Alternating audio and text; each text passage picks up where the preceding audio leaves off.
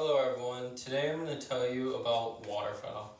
Waterfowl are all around us more than we know. California actually holds one of the biggest wetlands in the United States, Grizzly Island, which is in the Bay Area, right across the bridge from the Pleasant Hill campus. Ducks are actually very significant.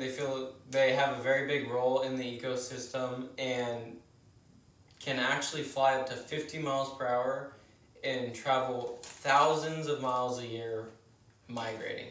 So even though they look like they're relaxing and have a very chill life, we see them on campus all the time, they're actually very busy animals and have to stay ahead of the weather and the dangers they face and migrate. So today I'm going to inform you about the waterfowl migration.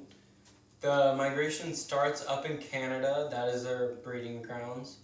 It is usually warm when they show up and they stay there and they nest, and there's lots of prairies and open fields there that they're able to breed in and form their families before having to take off.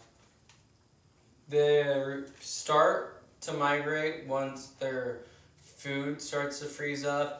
The bad weather comes in, the ice starts freezing over the ponds that they like, and they start running out of natural resources. And according to the Wildlife Conservation Group, ducks and waterfowl can also notice the change in daylight savings time, and once days get shorter, they can start to move out and move on to where they're going, which is Mexico.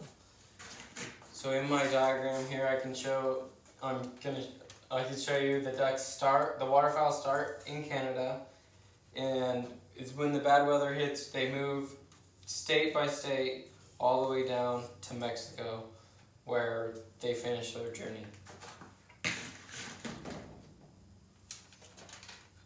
So the ducks that we see here in California use the Pacific Flyway.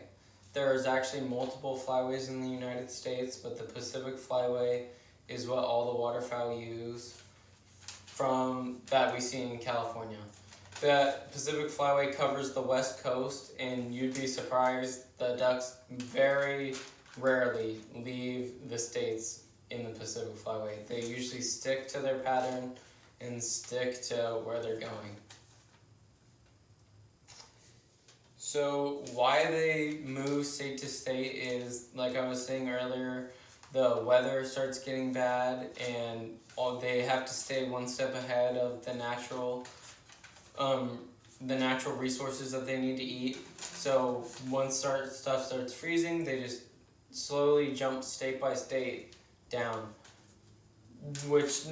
They don't have to slowly. They can actually fly very fast and can do up to 800 miles a day.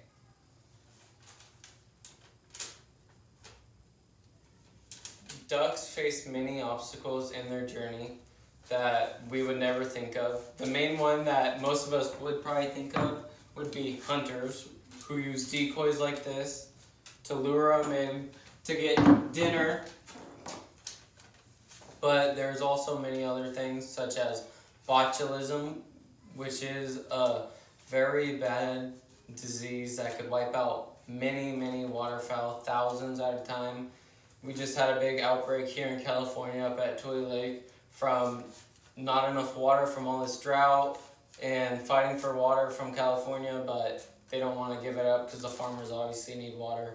And what happens is thousands of waterfowl end up dying from not having healthy water supply and staying in the same stagnant water with thousands of other ducks.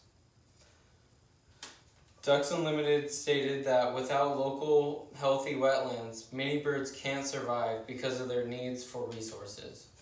So the birds really need resources to survive. They need those clean water, the clean habitat, and the clean wetlands so they can survive and make their way all the way to Mexico.